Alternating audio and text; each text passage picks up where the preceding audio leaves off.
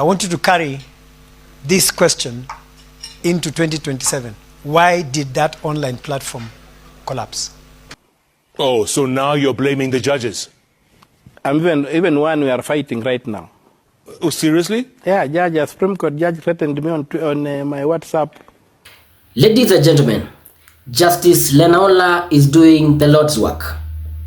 In a speech delivered today, Lenaola has called on Kenyan Parliament and President William Ruto to constitute the Iebc as soon as possible. I want us to listen to Lenaola first, lecturing us about failure of the court systems during Honorable Rigathi Gachagwa's impeachment. But before we do that, make sure you subscribe. To returning subscribers, thank you for continued support. Give the video a like. Listen to Justice Lenaola telling us about how court systems failed during Rigathi Gachagwa's impeachment and warning us about same failures come 2027. Those of you who followed the Rigiji saga will remember that at some point the judiciary website, the online filing system went down.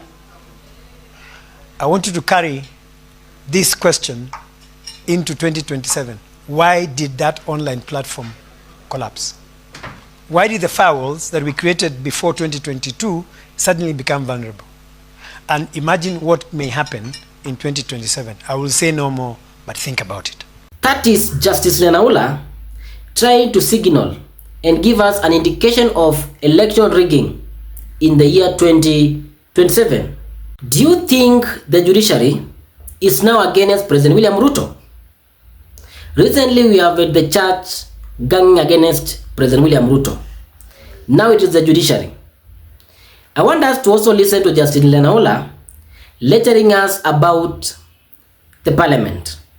The parliament is able to execute and pass bills which are political very fast, but they are very slow in constituting the Iebc. Lenaola has also advised us to try and use the online platforms to push hashtags constitute the Iebc. Listen to Justice Lenaola. To be tabled in Parliament. I don't understand why our Parliament, and by the way, I'm one of those judges who's not limited in expressing my mind. So you not expect me to say Parliament has done wrong, the President has not done. I speak my mind because I don't understand why, for example, we are busy passing legislation very quickly on other subjects that are politically important, but we don't look at what is extremely important for this country. The Electoral Commission. How can a country like ours stand on its feet if it does not have an Electoral Commission? Elections are in 2027. This is 2024. When will this commission be prepared? But why don't we use social media to impact on legislation? Why don't we, for example, have a hashtag, Appoint Iebc, now, and spread it? Those who have opportunity will actually follow it, and they will do something. Why is social media, why is the Iebc not being constituted? Because Azimio can't appoint their representative to the panel. Is that something to hold a country hostage for 2 years? So how can we use social media positively to impact on legislation? Fellow Kenyans, the writing is on the wall. William Ruto is going to face a lot of challenges going forward to the year 2027. But do you think the judiciary is against William Ruto? The same Lenaola supported William Ruto in the year 2022 and during the presidential election petition in the Supreme Court. I can remember Lenaola telling us the Azimio coalition had no evidence and that they should have substantiated their claims on William Ruto's rigging schemes in the year 2022. Have a look. The one which has the Vito, Ogudino, Vito, Provisio, Silva, Ogudino. Do you have it?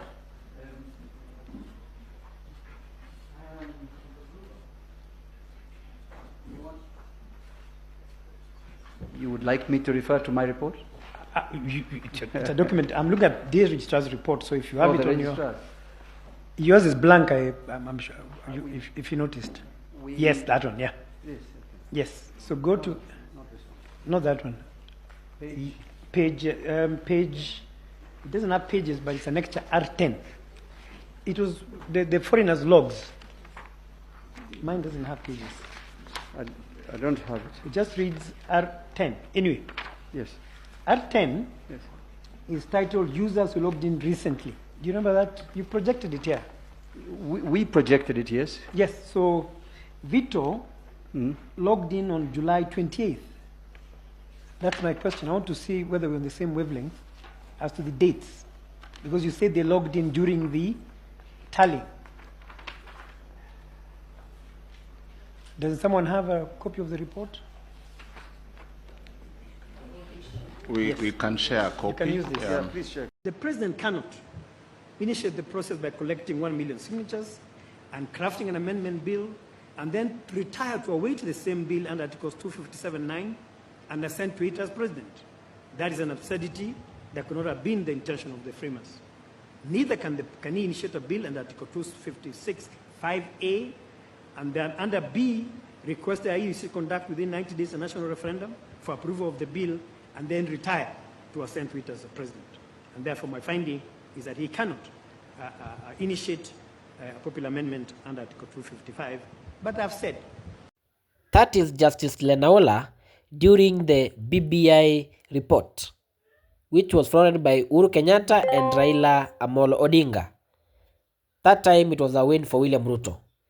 Hapo Lenaola alinyorosha vibaya sana Uhuru Kenyatta na kamwambia he was not supposed to front that BBI report. That is our hero, Justice Lenaola, back in 2022, dismantling the Azimio coalition about election petition against President William Ruto. What has changed?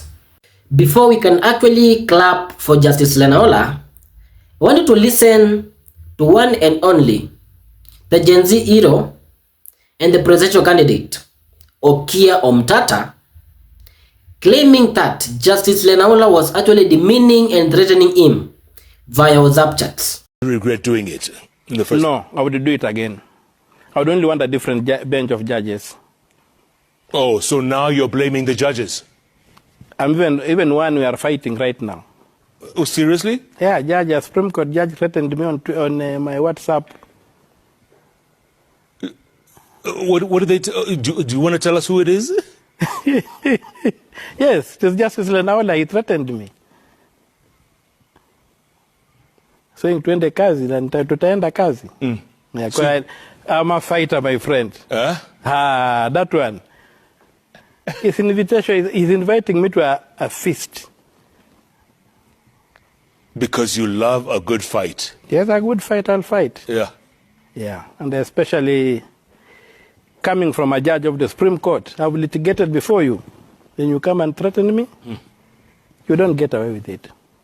Back in the days, there was a narrative that during the presidential petitions in the year 2022, Justice Lenaola received 1.7 million bribe from both Sholei, the Deputy Speaker in the National Assembly, and the Women Rep was Ngishu County. And I think Lenaola is actually right.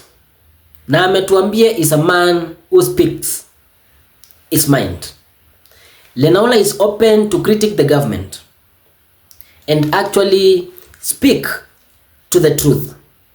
We cannot function and we cannot just be awaiting an election without the IEBC. What do you think? Make sure you express your opinion in the comments. Remember to subscribe and give the video a like.